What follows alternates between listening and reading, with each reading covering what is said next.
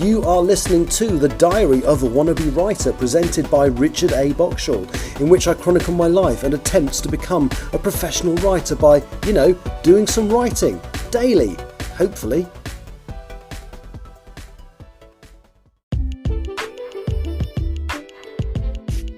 Hello and welcome to The Diary of a Wannabe Writer. Today has been quite good fun. We finished recording the my parts of the audio for the audiobook of The Case of the Curious Client. I'm actually going to talk very shortly to its writer and the producer of the audiobook, T.G. Campbell, my friend Tani. And then after that we'll talk about her writing method as well. The other thing I was supposed to be doing today, we didn't end up doing because the library has a very old copy of the Writers and Artists Yearbook in there. But I'll talk about that after this interview.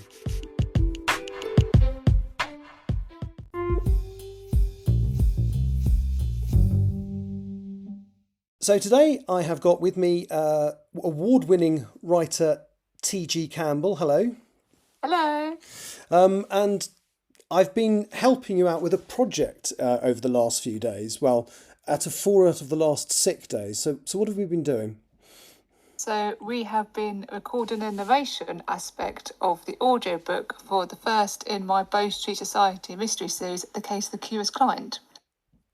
Excellent. It's a really enjoyable book. I'd forgotten quite how interesting it is. I think possibly because I know the characters quite well now, having read all the other books. There was a couple of moments where I was quite impressed that you'd actually seeded something that becomes really relevant later on, almost as a throwaway comment in this book. So how did the recording go for you? It was very enjoyable. I think it went very well. It had a lot of fun. So it wasn't, didn't take ourselves too seriously. So yeah, definitely enjoyed your little accents that you put in some of the dialogue. So obviously, because I said that we did the narration, so just to sort of clarify a bit more. So the way I've got the audiobook set out, this is the vision, is that the descriptions and the he said, she said, they said will be done by yourself. And then we've got a male voice actor who will be doing all the male dialogue, a female voice actor doing all the female dialogue, and then I've got a Canadian actor doing a Dr. Weeks dialogue, who's the Canadian character. So when you listen to it, you'll have, so the first scene is Mr. Maxwell, he got the first line, so you have the male voice actor doing his line, and then you then come in with a description and with the sort of the tags, as they call them. Yeah, I was very disappointed to notice that I'm not the first line of the book and I'm not the last line of the book either. No, but there's certain points though where there is a lot of you though, so but there's a couple of bits where it's a lot of description because there's all action rather than actually any dialogue. So you do shine. You do get your moment to shine several parts of the book, so definitely I got a lot from you for that, so that's really good. And I think your voice just so suits sort of the audiobook format because you're very eloquent, you enunciate things properly, and you've got a very warm voice as well, so I think it's going to work really well. Oh, thank you. You can't see that I'm actually blushing here now. Actually, I think I paid you for a better compliment than that, so could you possibly do that better? No, I enjoyed doing it. I like the sound of my own voice. Clearly, I do podcasts. And yeah, I'm really looking forward to seeing how it sounds with the... because I think you've got all the Dr. Weeks stuff back, but that's the only actor you've got all of the material back from at the moment, isn't it, I believe?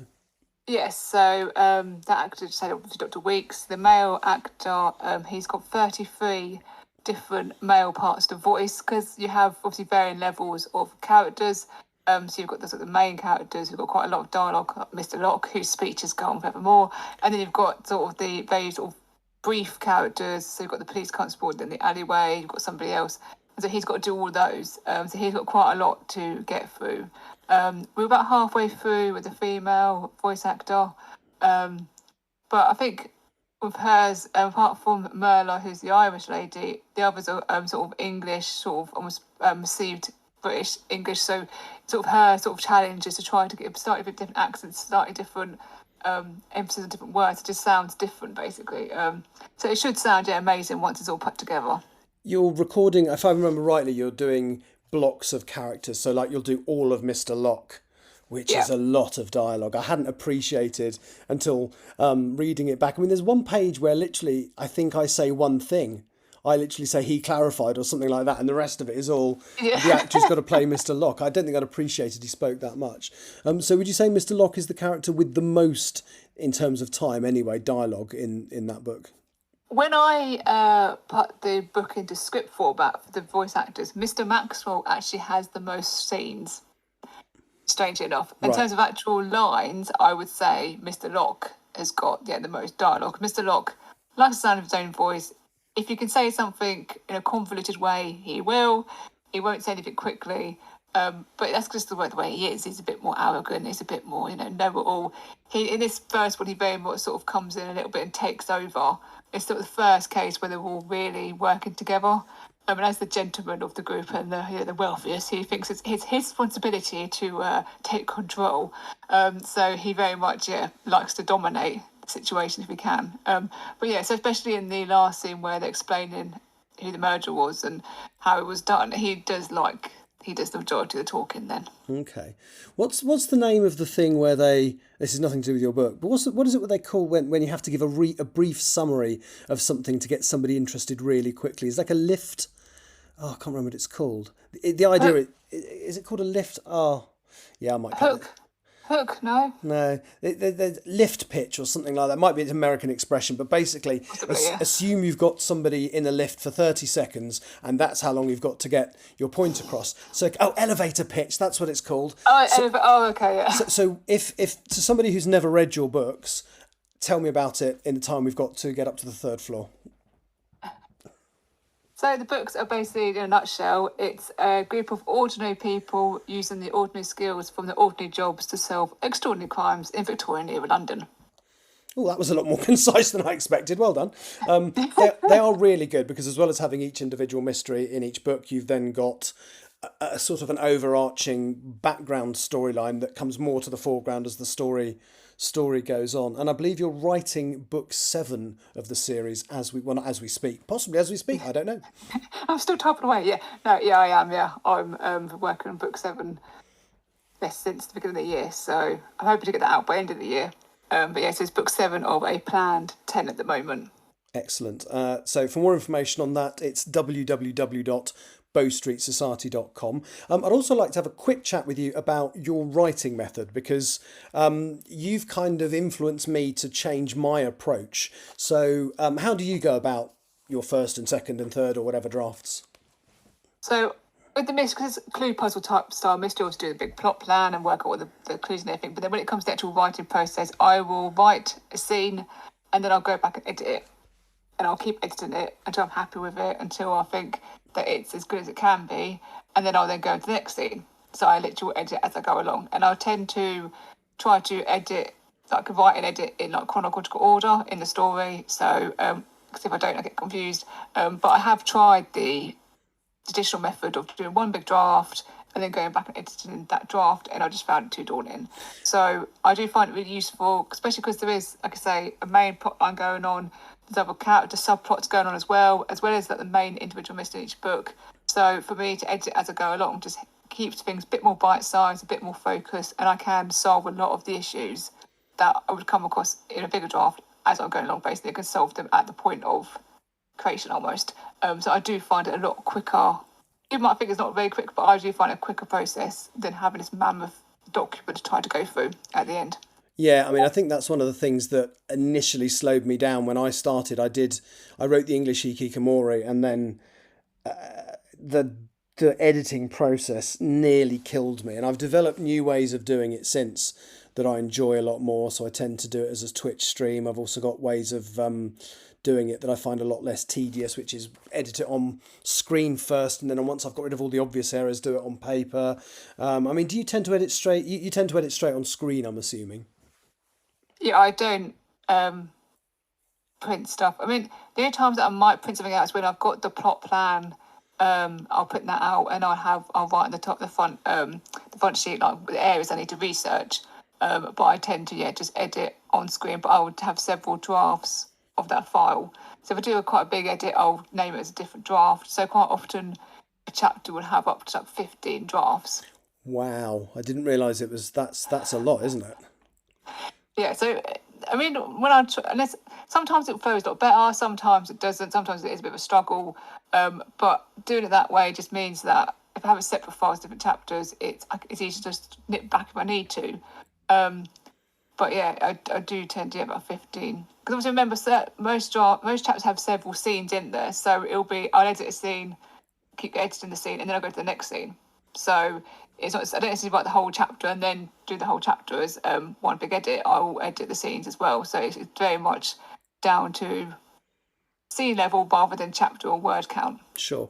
Now, I know you also do, so once the book is finished, you send it off to a professional editor. And then you also run it by a group of readers, which is a group of what, four to six people?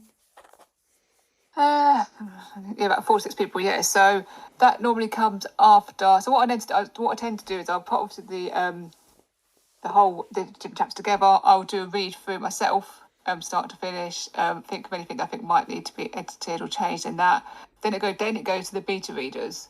And I'll normally give the beta readers a couple of points that I want to look out for, and then I give them about a month to read it, and then I tend to do one-to-one chats with the beta readers, because once you have that conversation, you can then get a bit more under the skin of the book and get more down to the bare bones. And then I input those changes, and then it goes to the editor for 2 rounds of editing, and then it gets formatted and then put out.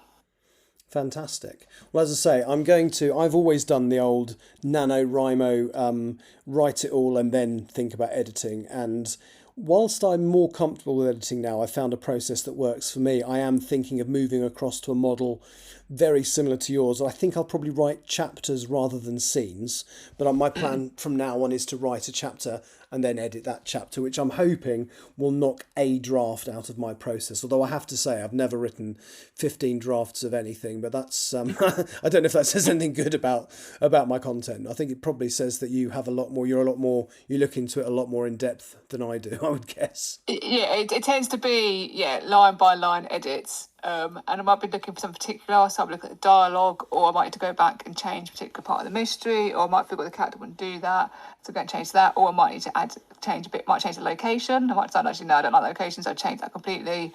So it's just stuff like that, really. But I do tend, when I'm editing, with intensive editing, I do line by line. Fantastic. Well, it obviously works. Because the books are thoroughly enjoyable. TG Campbell, thank you very much for taking the time to talk to me today. Thank you for having me.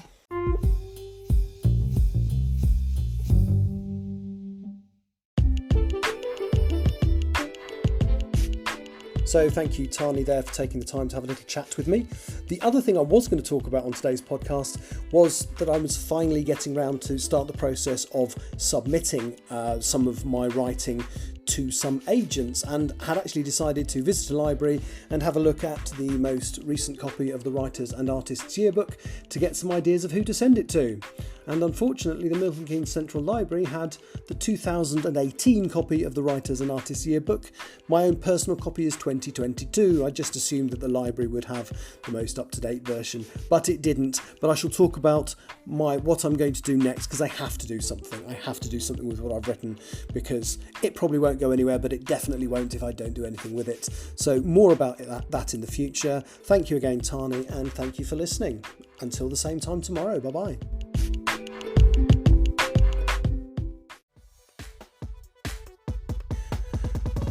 You have been listening to The Diary of a Wannabe Writer, presented by Richard A. Boxall. Thank you for tuning in to my random ramblings, and if you'd like to know more about me or my projects, visit my Linktree at linktr.ee/Richard Wright, capital R, capital W. Thank you for listening.